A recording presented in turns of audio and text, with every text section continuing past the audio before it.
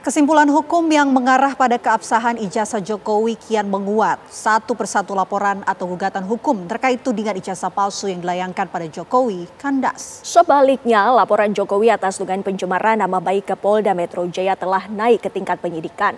Selengkapnya dalam Ulas Utas kasus ijazah Jokowi, penuding kian terpojok.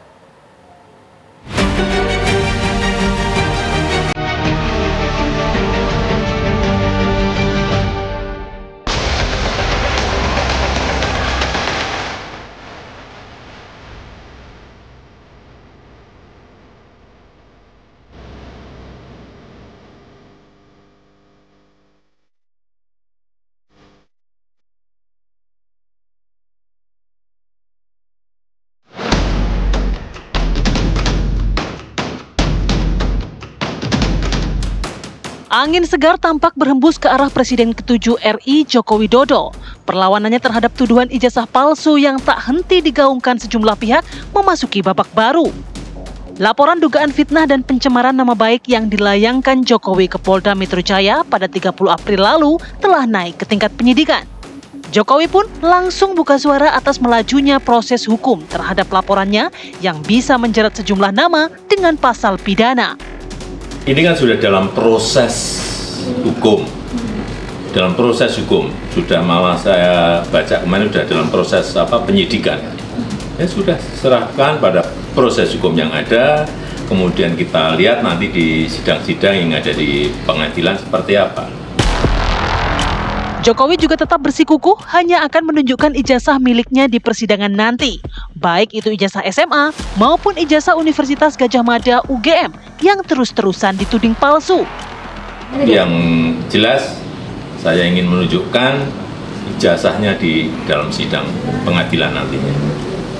Tidak ada rencana sama sekali untuk menunjukkan secara di luar sidang? Tidak, harus dalam sidang-sidang pengadilan yang ada nanti akan saya tunjukkan ijazah asli yang saya miliki. Selain Jokowi, beberapa pihak yang tak terima ijazah Jokowi disebut palsu juga turut membuat laporan dugaan penghasutan terhadap sejumlah nama. Laporan-laporan itulah yang telah dinaikkan statusnya ke tingkat penyidikan oleh Polda Metro Jaya setelah melalui proses gelar perkara. Perkaranya ditingkatkan ke tahap penyidikan. Jadi ada dua peristiwa besar. Yang pertama pencemaran nama baik itu ada pelapornya, itu naik penyidikan. Kelompok kedua penghasutan dan Undang-Undang ITE, 3 laporan naik penyidikan, 2 laporan akan segera diberikan kepastian hukum karena pelapornya mencabut laporan polisi dan tidak hadir dalam undangan klarifikasi. Ada beberapa nama yang disebut-sebut terseret dalam kasus dugaan pencemaran nama baik hingga penghasutan terkait ijazah Jokowi. Di antaranya adalah Rismon Sianipar, Roy Suryo, dan Tifauzia atau Dr. Tifa. Kami dituduh menghasut. Ketika saya dimintai keterangan pada saat undangan klarifikasi, ya, kemarin di Polda Metro Jaya, pelapor itu tidak menyediakan bukti material. Apa tindak pidana yang diakibatkan yang diduga kami lakukan penghasutan tersebut? Mereka mendalilkan beberapa pasal ya, terutama 160 yang itu sifatnya adalah penghasutan, dan mungkin mereka tidak mengerti atau lupa, jadi harus belajar dulu bahwa pasal penghasutan itu 160 itu sudah ada putusan MK yang buat itu adalah menjadi delik material, bukan lagi delik formil. Jadi harus ada korban yang dihasut dan yang dihasut itu membuat kerusuhan atau membuat keonaran secara nyata. Argumen Rismon hingga Roy Suryo tampaknya tak bisa membuat tim penyidik Polda Metro Jaya menghentikan penyelidikan atas laporan Jokowi dan beberapa pelapor lainnya. Sebaliknya, Jokowi kini seperti berada di atas angin. Satu persatu tuduhan ijazah palsu yang dibawa kubu lawannya secara hukum berguguran. Dimulai dari penghentian penyelidikan laporan tim pembela ulama dan aktivis TPUA pada Jokowi di Bareskrim Mabes Polri. Melalui gelar perkara pada 22 Mei lalu, Bareskrim Polri menyebut ijazah Jokowi identik atau asli. Kemudian, gelar perkara khusus yang sepertinya tak mengubah hasil gelar perkara sebelumnya membuat Jokowi semakin yakin belum ada bukti yang bisa mematahkan keaslian ijazahnya di depan penegak hukum.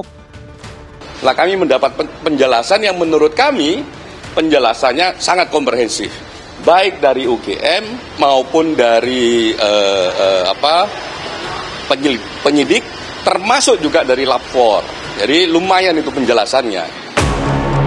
Begitu pula langkah Polda Metro Jaya yang menaikkan laporan Jokowi yang membidik beberapa nama ke tingkat penyidikan.